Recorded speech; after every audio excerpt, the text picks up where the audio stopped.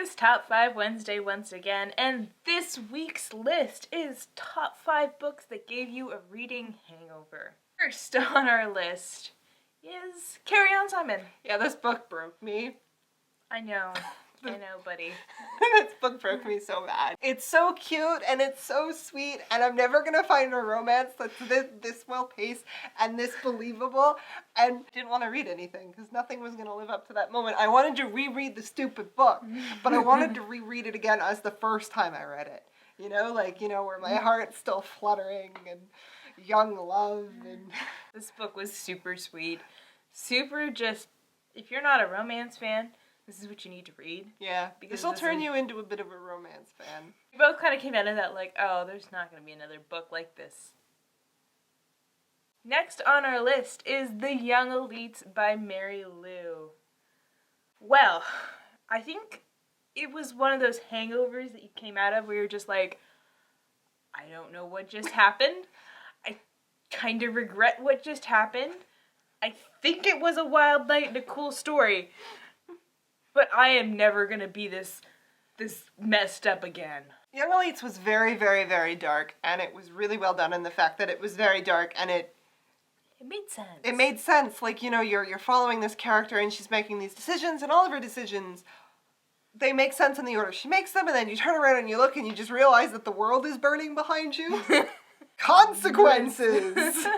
Just, holy crap. And there are some very dark moments in this series, and this girl is, like, psychologically not sound. I would not want to run into her in a dark alley. Many people run into her in dark alleys. It does not go well for them. No, it doesn't. And you just come out of it, you're like, my soul feels so dark, and I don't think I'm ever gonna see the light again. Just you go outside and you stand in the sun and you hear the chirping of birds and you feel the grass and you're just like, yep, no more dark fantasy for a while for me, thanks. Next on our list is Glass Sword by Victoria Aveyard. This is another one where you're like, I didn't like this one. This is one of those ones where you wake up and you're like, I'm never doing that again. That was enough. Never gonna drink again. Just, this book, everything went wrong in it for me. From the characters, to the writing style, to, like, the plot, which could have been really interesting, but somehow was not. Mare, honestly, was the biggest issue with that novel, though. She just whined, and she somehow managed to be both, like, whiny and, like, a martyr, and it was just too much. It was too much. There was too much of her, and she just kind of sucked all the life out of this book. And when there's a book that I don't like and I still finish it, I kind of find myself stepping away from reading. Like, I have no interest in repeating that experience. And so I end up finding myself either spiraling into podcasts or binge watching a TV show until, I find a book that I'm like, I'm actually interested in reading this. I'm going to read this. And then I have to play catch up with my Goodreads. But you spend a couple Friday nights inside. Next on our list is Vicious by V.E. Schwab. I love this book so much. All of my favorite tropes are here, like, done really, really well. And V. Schwab is, like, an amazing writer. And everything that I've read by her, I've adored. But this is her superhero, supervillain mashup novel where, is there really a superhero, or is everybody a supervillain with varying shades of evil? And I finished this, and I was like, I can't believe that this is a standalone book, and I'm never going to be able to read about this book ever again. And then I found out there was a short story, which I, like, automatically went and bought on my Kobo. And recently they announced that it's going to be a series, and she's writing another one. And I'm, like, losing my mind.